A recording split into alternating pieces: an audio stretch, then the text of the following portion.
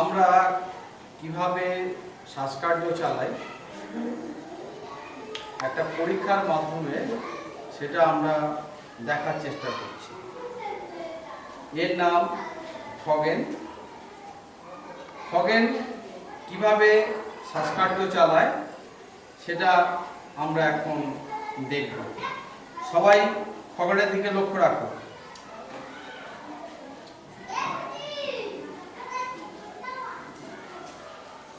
খগনের বুক ফুলে উঠছে, তার মানে খগন এখন নিঃশ্বাস নিচ্ছে। এখন দেখো ধীরে ধীরে বুক কমে যাচ্ছে।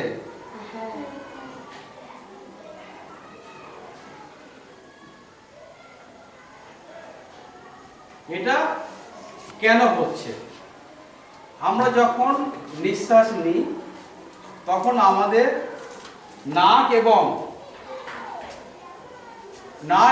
মুখ দিয়ে বাতাস শ্বাসনালীর মধ্য দিয়ে দুটো ফুসফুসে প্রবেশ করে। ফুসফুস ফুলে ওঠে, ফলে আমাদের বুক ফুলে ওঠে। যখন আমরা শ্বাস ছেড়ে দিই, ফুসফুস থেকে বাতাস শ্বাসনালী দিয়ে নাক এবং মুখ দিয়ে আবার বাইরে বেরিয়ে যায়, তখন আমাদের বুক স্বাভাবিক হয়। এইভাবে আমরা শ্বাসকার্য চালাই। এবারে দেখো তোমরা, ফুসফুস ফুলে উঠছে, তার মানে আমরা শ্বাস নিচ্ছি, বাতাস ফুসফুসের মধ্যে প্রবেশ করছে। আমরা এখন ছেড়ে দিচ্ছি, ধীরে ধীরে ফুসফুস কমে যাচ্ছে, তার মানে ফুসফুস থেকে বাতাস বেরিয়ে যাচ্ছে। আমরা এই জন্যে শ্বাস নিলে আমাদের বুক ফুলে ওঠে এবং শ্বাস ছেড়ে দিলে বুক আবার স্বাভাবিক হয়ে যায়। সবাই বুঝতে পেরেছো?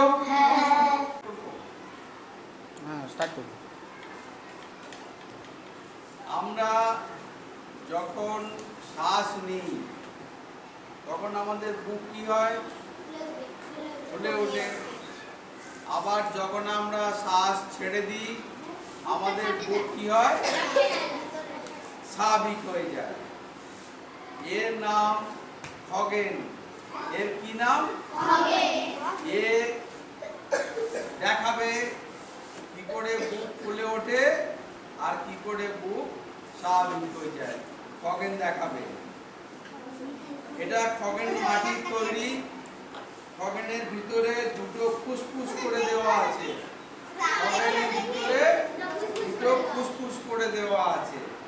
এই ফুসফুস দুটোর সঙ্গে এই দুটো পাইপ জোড়া আছে। যখন আমি এই মুখ দিয়ে বাতাস ভিতরে প্রবেশ করাবো, মানে শ্বাস নেব, তখন এই বেলুন দুটো ফুলে যাবে।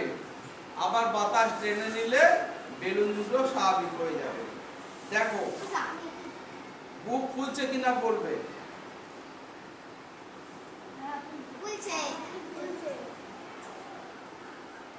আমি পাইপ দিয়ে ভিতরে বাতাস দিলাম, দিলে বুকটা ফুলছে।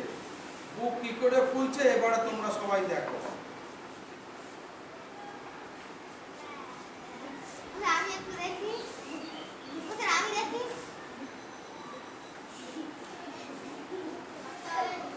বাতাস ছেড়ে দিলে আবার ভিতরে ফুসফুসের বাতাস বেরিয়ে আসবে, তখন বুক আবার স্বাভাবিক হয়ে যাবে।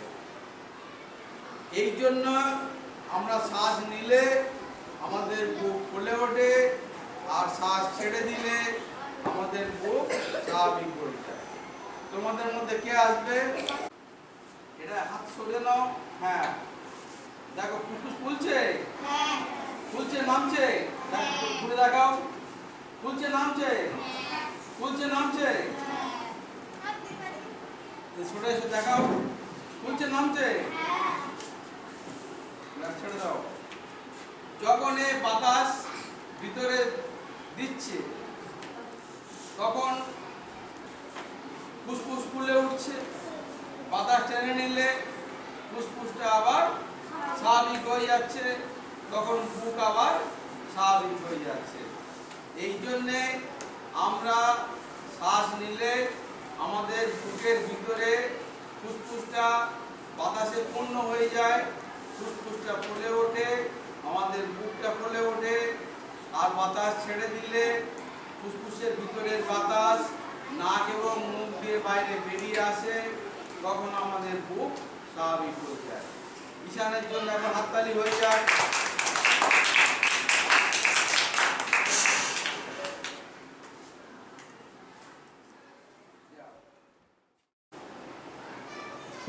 আজ আমরা পৃথিবী, চাঁদ এবং সূর্য কিভাবে অবস্থান করে, পৃথিবী নিজের চারিদিকে কিভাবে ঘুরে, চন্দ্রগ্রহণ এবং সূর্যগ্রহণ কিভাবে হয়, এই বিষয়টা আমরা একটা মডেলের সাহায্যে জানি। এই মডেলের এইটা হচ্ছে চন্দ্র, এটা পৃথিবী এবং এইটা সূর্য। পৃথিবী নিজের চারিদিকে এইভাবে ঘুরছে, নিজের চারিদিকে এইভাবে ঘুরছে। পৃথিবী নিজের চারিদিকে এক পাক ঘুরে আসতে কত সময় লাগে? 24 ঘন্টা সময় লাগে। আবার পৃথিবী সূর্যের চারিদিকে এইভাবে ঘুরে আসছে, এইভাবে ঘুরে আসছে। আবার চাঁদও পৃথিবীর চারিদিকে এইভাবে ঘুরছে। ঘুরতে ঘুরতে চাঁদ, সূর্য আর পৃথিবীর মাঝখানে যখন আসে, তখন সূর্যের ছায়া পৃথিবীতে পড়ে, পৃথিবীতে অন্ধকার দেখায়, তখন এটা হয় সূর্যগ্রহণ। আবার চাঁদ ঘুরতে ঘুরতে যখন একই সরলরেখায় আসে, সূর্য, পৃথিবী এবং চন্দ্র, তখন সূর্যের আলো পৃথিবীতে পড়ছে, পৃথিবীতে সেই আলো পড়ে তার ছায়া চন্দ্রে পড়ছে, তখন হচ্ছে আর সূর্য এখানে অবস্থান পৃথিবী এখানে অবস্থান করছে, সূর্য এখানে আছে, পৃথিবীর এই দিকটা আলো পড়ছে, এই দিকটা আলো পড়ছে না, এই দিকটা হচ্ছে দিন আর এই দিকটা হচ্ছে, কোনটা পৃথিবী, কোনটা সূর্য আর কোনটা চন্দ্র? হ্যাঁ, পৃথিবী কিভাবে ঘুরছে? সূর্য চারিদিকে কিভাবে ঘুরছে? এটা পৃথিবী, সূর্য চারিদিকে, এটা সূর্য এইভাবে ধরো, ঘোরাও, এটা ধরো, ঘোরাও, ঘোরাও, ঘোরাও, এইভাবে ঘুরছে। চন্দ্রগ্রহণ এবং সূর্যগ্রহণ কিভাবে হচ্ছে?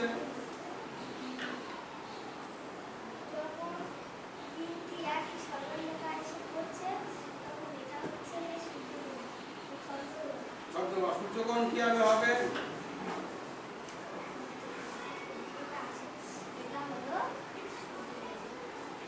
সবাই বুঝতে পেরেছো? বলুমের জন্য সবাই একবার হাত তালি।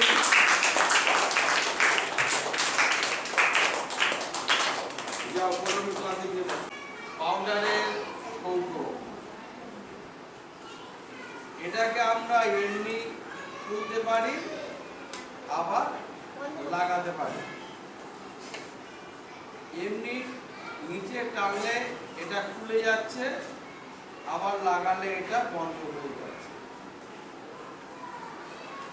এখন আমরা এটা পেন লাগানো আছে, এই পেন দিয়ে ভিতরের বাতাসটা বের করে নিচ্ছি।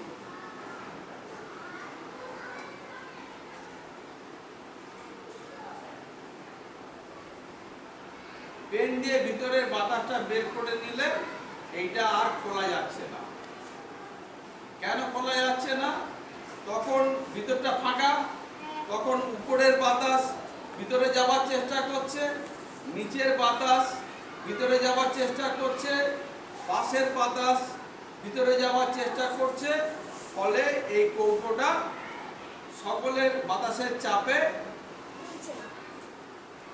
পাউডার কৌটোটা আর খুলছে না।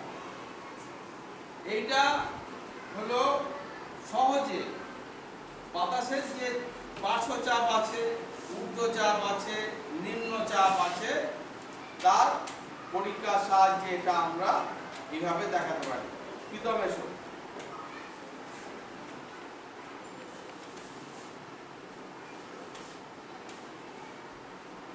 করো, প্রথমে খোলো, এটা খোলা যাচ্ছে, এবার বন্ধ করো, ভিতরে বাতাস টেনে নাও। এবারে খোলো, খোলার চেষ্টা করে দেখো, না বাতাস টেনে নিয়ে খুলে দেখো, মুখে রাখা অবস্থায় খুলবে, মুখে রাখো, হচ্ছে না, এবার খুলছে, আর খুলছে না, ঠিক আছে ছাড়ো। পরীক্ষা নিরীক্ষার মাধ্যমে পাঠ্য বিষয়বস্তুকে আরো বোধগম্য এবং প্রাঞ্জল করে তোলার চেষ্টা করছি। ছাত্রছাত্রীরা সেই পরীক্ষা করছে, আমরা তাদের সাহায্য করছি। আসুন আমরা সবাই মিলে এই পরীক্ষাগুলো করব, আনন্দ উপভোগ করব এবং শিক্ষার্থীদের বিষয়বস্তুকে আরো সহজবোধ্য করে দেওয়ার চেষ্টা করব। বাতাস যে তার নির্দিষ্ট ওজন আছে, এখন আমরা সেই পরীক্ষাটি করব। পরীক্ষা করে আমাদের দেখাচ্ছে হিতেশ বোস। হিতেশ বলো। তো এখন এই সমান আছে, আমি বেলুনের এইটা খুলে নিলে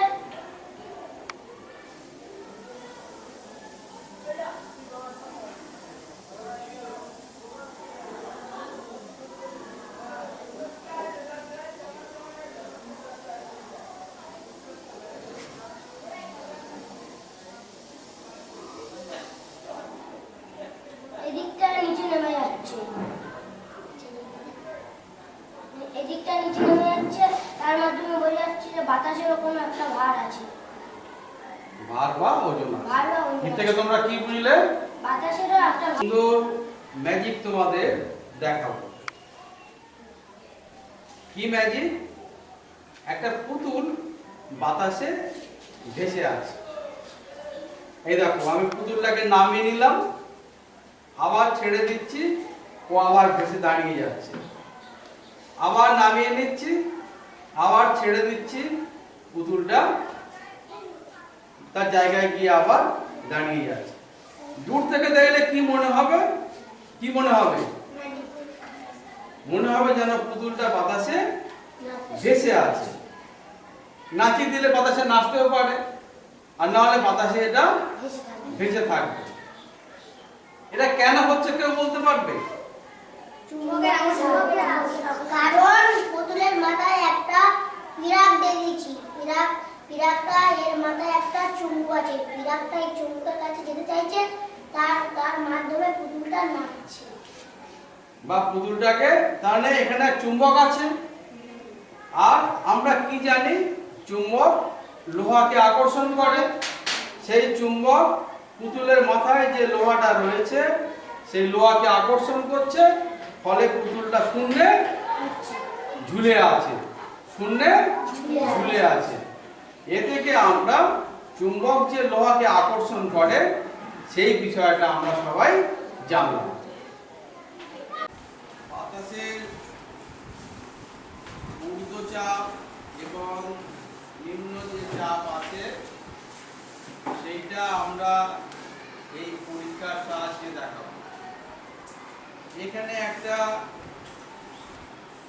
লজেন্সের কৌটো নেওয়া হয়েছে, তার মুখে একটা ব্লাডার লাগানো আছে, বলের ব্লাডার, আর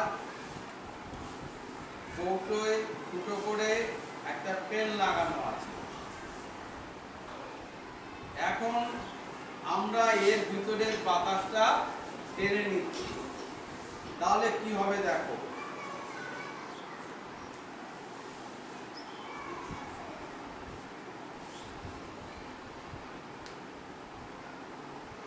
বাতাস টেনে নিলে উপরের বাতাসের চাপে ব্লাডারটা একেবারে ভিতরে ঢুকে যাচ্ছে।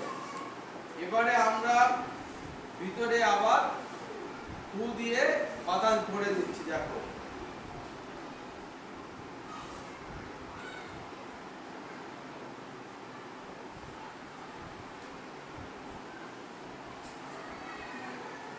ভিতরে বাতাস যেই আমরা ফু দিয়ে ভরে দিলাম তখন ব্লাডারটা একদম খুলে গেল। আমরা যদি আবার বাতাস টেনে নিই কি হবে দেখো।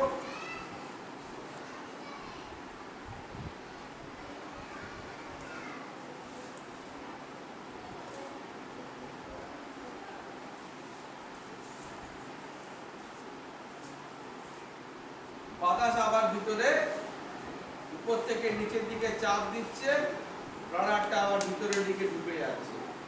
আমরা এটা দিয়ে যখন ফুঁ দিচ্ছি তখন ব্লাডারটা কি হচ্ছে, বাইরে বেরিয়ে এসে ফুলে যাচ্ছে। বাতাস যখন টেনে নিচ্ছি তখন উপরে বাতাস নিচে চাপ দিচ্ছে, চাপ দেওয়ার ফলে ব্লাডারটা ভিতরে ঢুকে যাচ্ছে। আর যখন আমরা ফুঁ দিচ্ছি তখন ভিতরে বাতাস ভরে যাচ্ছে, ব্লাডারটা বাইরে বেরিয়ে এসে ফুলে যাচ্ছে। এটাকে আমরা বলছি বায়ুর নিম্নচাপের পরীক্ষা। তোমাদের মধ্যে কে করবে পরীক্ষাটা, কে দেখাবে? চলে এসো।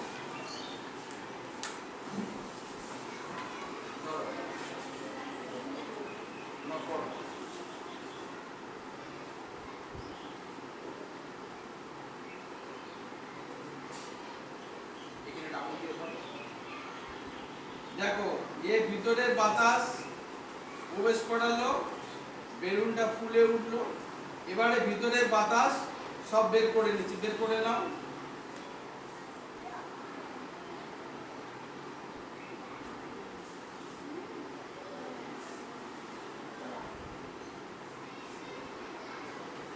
ভিতরে সব বাতাস বের করে নিলে কি হবে, বাইরের বাতাস চাপ দিচ্ছে ব্লাডারের উপরে, ব্লাডারটা ভিতরে ঢুকে যাচ্ছে। এর থেকে আমরা প্রমাণ পাই যে বাতাসের নিম্নচাপ আছে। সবাই পূর্বাশার জন্য একটা হাত তালি।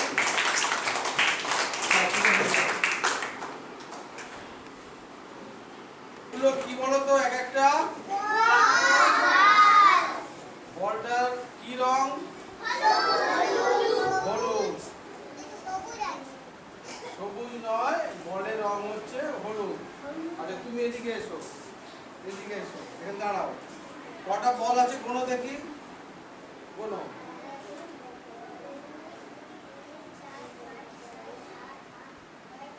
কটা আছে? আচ্ছা তুমি বসো, তুমি এসো। কটা বল আছে কোনো তো?